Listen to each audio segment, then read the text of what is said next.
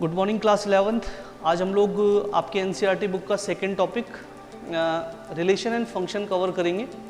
This is one of the very important topic of your book. ये बच्चों आपकी किताब का एक बहुत इंपॉर्टेंट लेसन है। अगर आप क्लास 11th की मैथ्स को बहुत अच्छे से पढ़ना चाहते हो तो ये ज़रूरी है आपके लिए कि आप इस रिलेशन एंड फंक्शन टॉपिक को बहुत अच्छे से समझो। रीज़न क्या है इसके पीछे बच्चों? जो फंक्शंस हैं, क्योंकि मैथ्स में हमें लगभग हर टॉपिक में फंक्शंस को ही डिस्कस करना है। डिफरेंशिएशन है चाहे इंटीग्रेशन है, ये सब के सब जो है ऑपरेशंस हैं फंक्शन पर लगने वाले।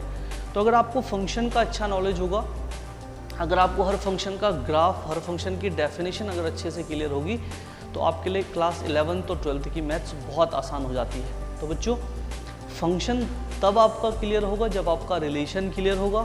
तो मैं कोशिश करूंगा इस वीडियो में आप लोगों को आसान से आसान तरीके से इस रिलेशन और फंक्शन को पढ़ाने की। उसके बाद भी अगर किसी पॉइंट पर आपको लगेगा कि आपको कुछ और मुझे बताना चाहिए तो आप मुझे कमेंट कर सकते हैं, मैं आपको फिर दूसरे तरीके से इसको एक्सप्लेन करूंगा।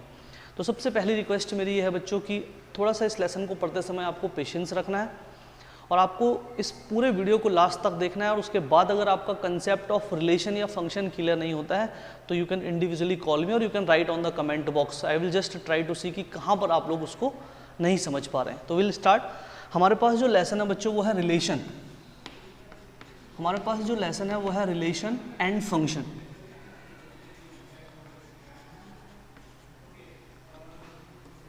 अगर आप लोग इस टॉपिक को ध्यान से देखोगे तो दो नामों से मिलकर ये बना हुआ है रिलेशन और फंक्शन। रिलेशन अगर हमारा क्लियर होगा तो रिलेशन से ही रिलेटेड फंक्शन है, तभी हमारा फंक्शन क्लियर होगा बच्चों। रिलेशन और फंक्शन से पहले हम लोगों ने एक चैप्टर डिस्कस किया है सेट। सेट प्रीवियस नॉलेज है इस लेसन को स्टार्ट करने के लिए।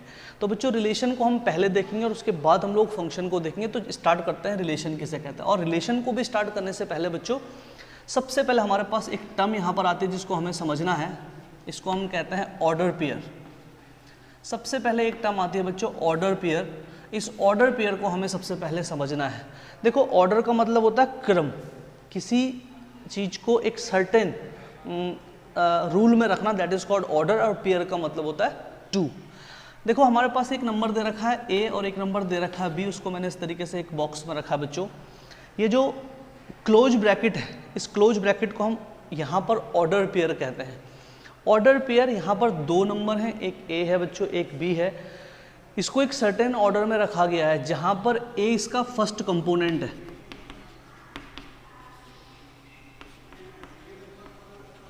और बी इसका सेकंड कंपोनेंट है। अगर दो नंबर हमारे पास हों और दो नंबरों को हम एक सर्टेन ऑर्डर में लिख लें और इस ब्रैकेट के अंदर बंद कर दें तो this is called order pair. इसको हम कहते हैं बच्चों ऑर्डर पेयर। ऑर्डर पेयर में ऑर्डर का बड़ा इंपॉर्टेंट होता है। अगर मैं इसको बी ए कर दूं तो ये इक्वल नहीं माना जाएगा क्योंकि हमने ऑर्डर बदल दिया है। तो सबसे पहली चीज आपको रिलेशन पढ़ने से पहले समझना है कि ऑर्डर पेयर किसे कहते हैं। जब आपका concept of order pair clear हो जाएगा बच्चों, जब आपका concept of order pair clear हो जाए उसके बाद हमारे पास एक टर्म आती है that is called Cartesian product.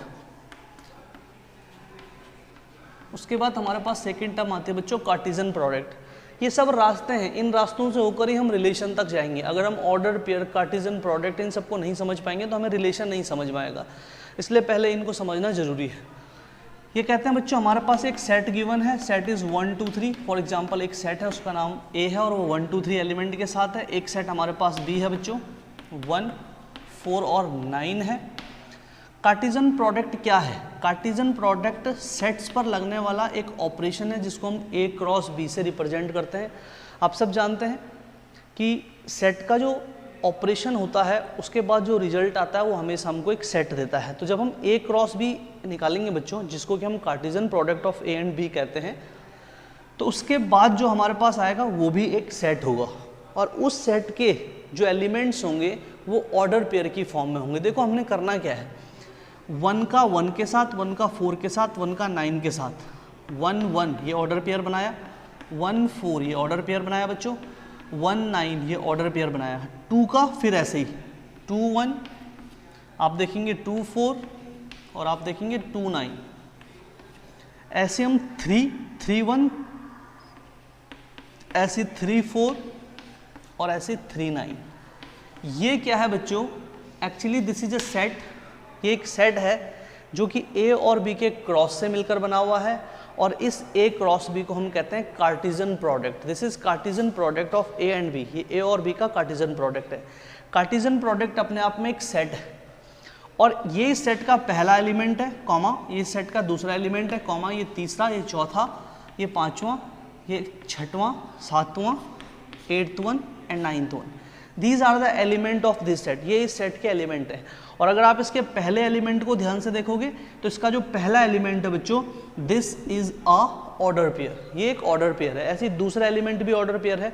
तो जब हम ए क्रॉस बी को बनाएंगे जो कि कार्टेशियन प्रोडक्ट होगा सेट ए और सेट बी का, वो एक सेट होगा, और उस सेट के अंदर जो एलिमेंट्स आएंगे वो एलिमेंट्स हमेशा ऑर्डर पेयर की फॉर्म में होंगे।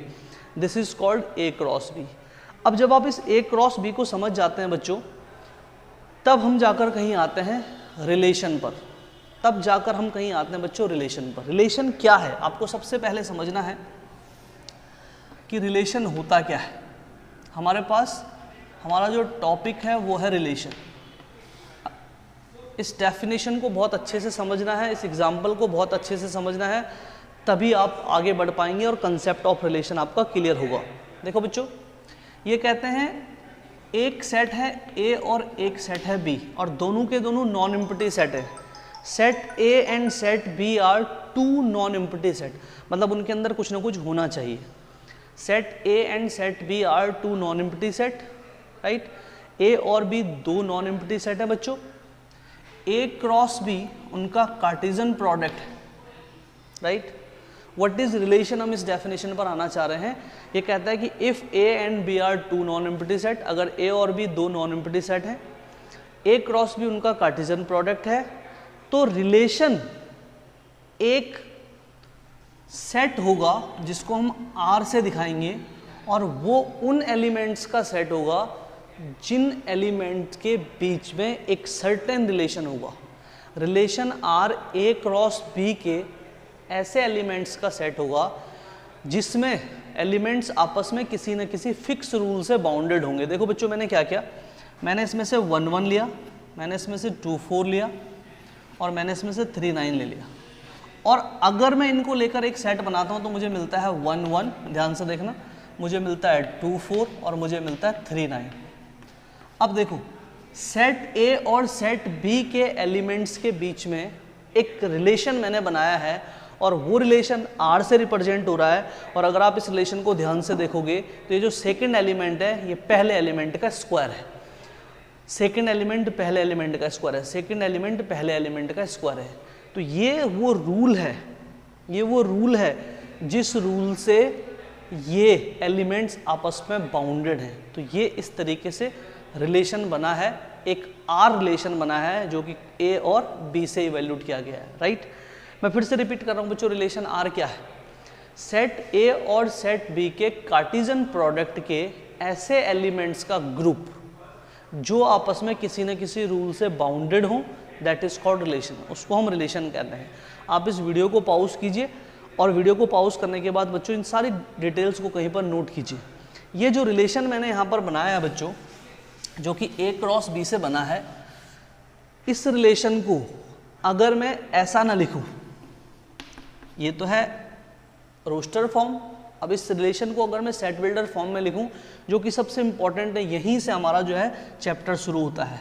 तो ये जितने भी ऑर्डर पेयर हैं उन सारे के सारे ऑर्डर पेयर को इसने एक्स और वाई, 2 वेरिएबल्स हमने ले लिए एक्स वाई। रिलेशन आर जो है एक्स वाई से रिप्रेजेंट कर दिया।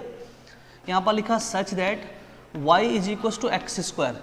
ये जो y is equal to x square है, दिस इज द, मैंने कहा था ना कि किस रूल से ये आपस में बाउंडेड है, तो ये वो रूल है। y यानी कि दूसरा वाला एलिमेंट पहले वाले एलिमेंट का स्क्वायर है।